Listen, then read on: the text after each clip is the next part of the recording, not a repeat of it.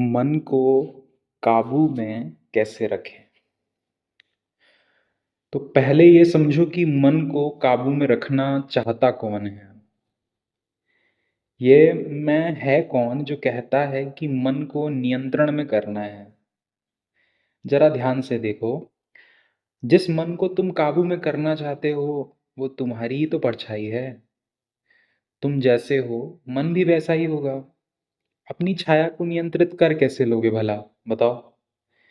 ये वैसा ही है जैसे कि कोई पूछे कि पानी में दिख रही अपनी परछाई को कैसे सुंदर बना ले।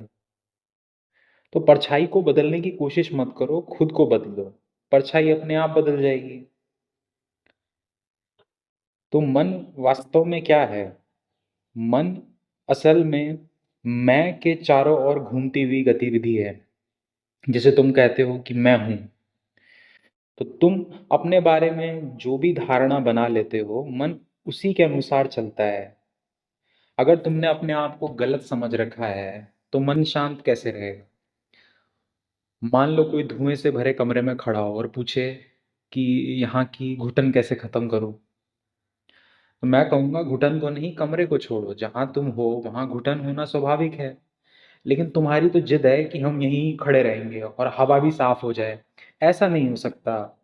मन की बेचैनी असल में उस पहचान का परिणाम है जो तुमने अपने लिए बना ली है।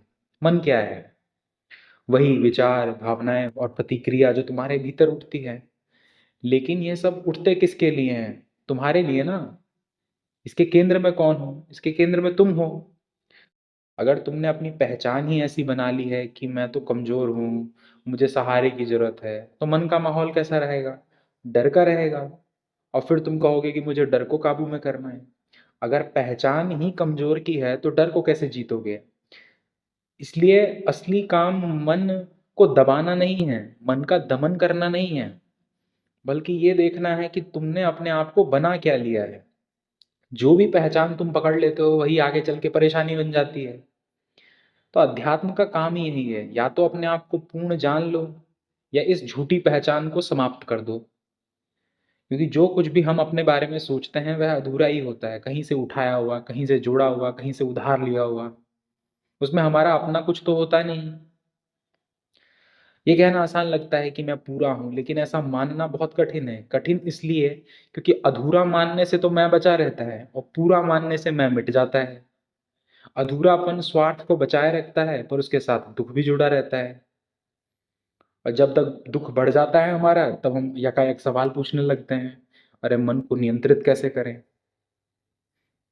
इस अधूरे मैं को ही अहंकार कहते हैं, और पूरे मैं को कहते हैं आत्मा।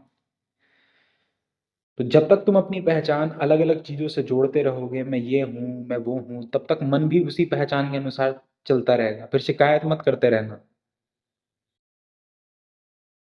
जैसा बीज बोओगे वैसा ही फल मिलेगा।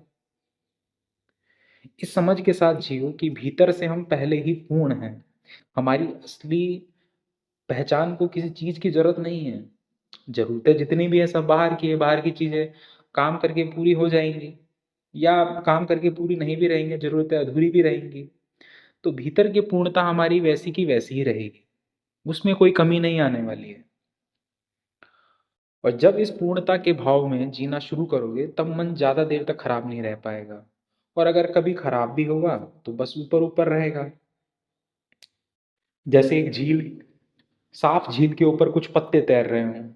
अब पत्तों से पानी की गहराई तो गंदी नहीं हो जाती ना। गहराई वैसी निर्मल ही रहती है। वैसे ही जीना सीखो। ऊपर ऊपर हलचल हो सकती है, पर भीतर की शांति यकायक बनी रहती है।